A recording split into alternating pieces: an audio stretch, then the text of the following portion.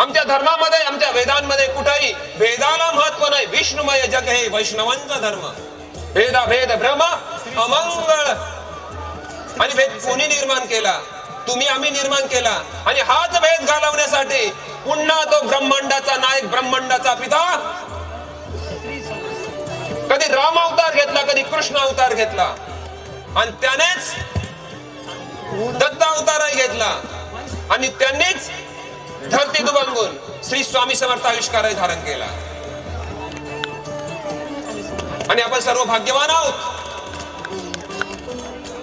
त्या स्वामींचे आम्ही भक्त आहोत. तर चला मंडळी, आपण आता स्वामी कसे प्रगट झाले शेवटच्या क्षणापर्यंत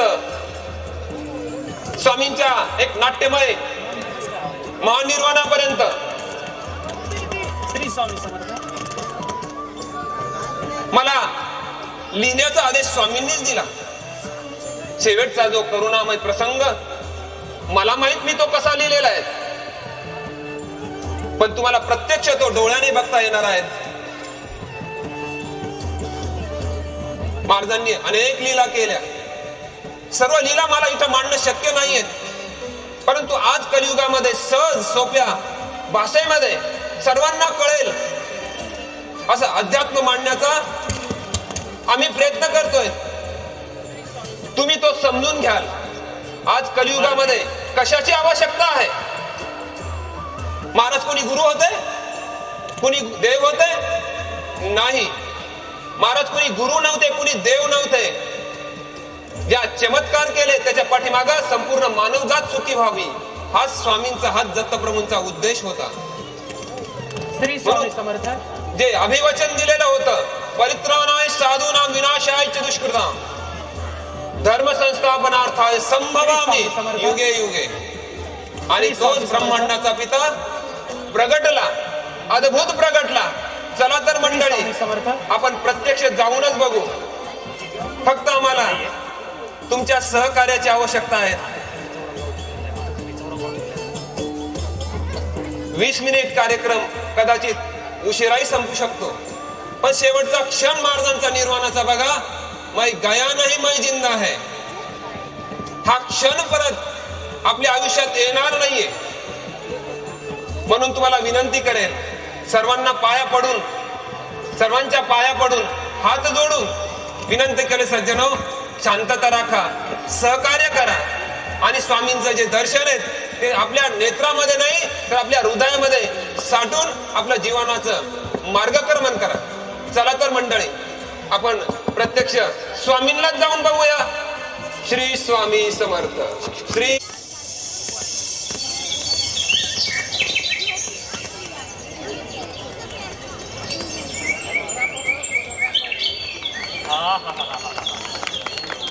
इथं कसं जीवाला गार वाटतं या. अरे मला एक गोष्ट कळत नाही. मी या लांब, या अख्ख्या आजूबाजूच्या जंगलातनं लाकडं तोडून छान फिरत असतो. लई थकवा येतो, जीवाला फार शीण येतो, पण या कर्दळी वनामध्ये काय जादू हाय काय कळतच नाही. इथं आलं की समजा जीवाचा शीण उतरून जातो बघा. मन अगदी कापसावानी हलकं होतं या. असं वाटतं या कर्दळी वनामध्ये, या जंगलामध्ये जितकं आपलं पण आहे तितकं आपल्या घरात बी नाही. पण चला, इथंच बसून कसं चालल. बायको हाय, पोरं हाय, ती लाकडं तोडून शान बाजारात टिकली नाही तर पैका कसा मिळेल. आणि जर पैक बायकोला दिलं नाही तर ती घरातली आमची बाई वाघागत धावून येईल अंगावर, अख्खं घराचं जंगलच करून टाकेल बघा. पण इथं बघा या कर्दळी वनात काय नवल, ते वाघ आणि हरणं सोबतच पाणी पितात. पक्ष्यांचा तर नुसता किलबिलाट. ससे काय बागडताय, मोर काय नाचताय, सगळं नंदनवनच जणू. हा चला कामाला लागा. हे काय वारुळ हाय का काय हाय? एवढं मोठं वारुळ अख्ख्या जन्मात कधी बघितलं नाही बघा.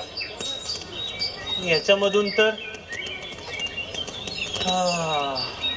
ह्याच्यामधून कसला तरी लय भारी वास येतो या. जाऊ दे मरू दे, आपल्याला काय करायचंय. आज भरपूर लाकडं मिळणार, बहुतेक वाळलेली लाकडं आहेत.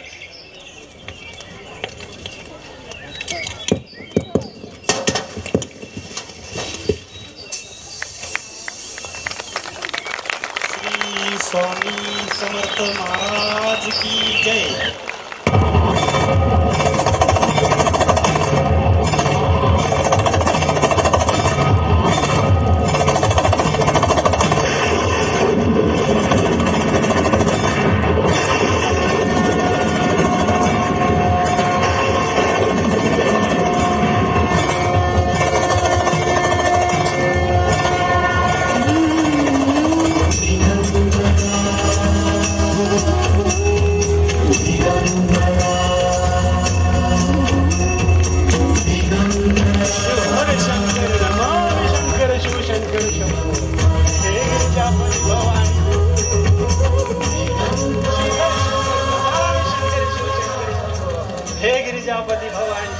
महाराज महाराज मला माफ करा महाराज, माझ्याकडनं चुकून कुरड पडली आणि तुमची तपश्चर्या मोडली. महाराज मी मुद्दाम नाही केलं महाराज, मला माफ करा महाराज, मला माफ करा, मला शाप देऊ नका महाराज.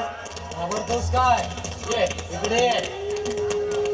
अरे ज्या गोष्टीला घाबरायला पाहिजे त्या गोष्टी तुम्ही घाबरत नाही आणि या संसार रूपी मोहाच्या पिंजऱ्यात अडकता आणि त्यातून सोडवण्यासाठी मी आलोय तर मला घाबरतोय.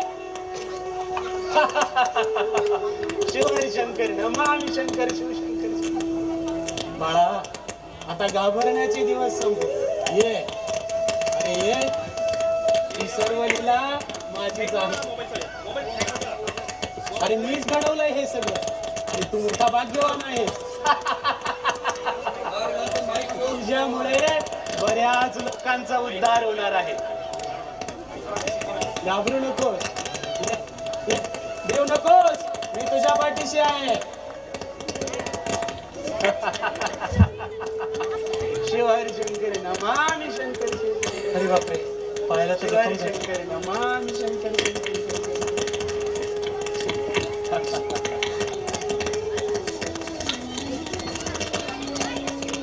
शिवहरी शंकर नमामि शंकर शिवहरी शंकर नमामि शंकर शिवहरी शिवहरी शिवहरी शिवहरी शिवहरी शिवहरी शंकर नमामि शंकर.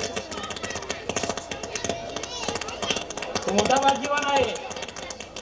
या विश्वाच्या कल्याणासाठी केवळ तुला साधन बनवून मला प्रकट व्हावं लागेल आणि केवळ तू आलास म्हणून मी इथे प्रकट होऊ शकलो.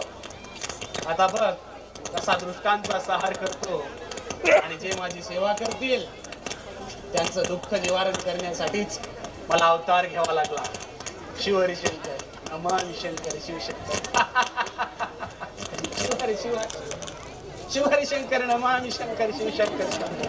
शिवहरी शंकर नमामि शंकर शिवशंकर. शिवहरी शिवहरी शिवहरी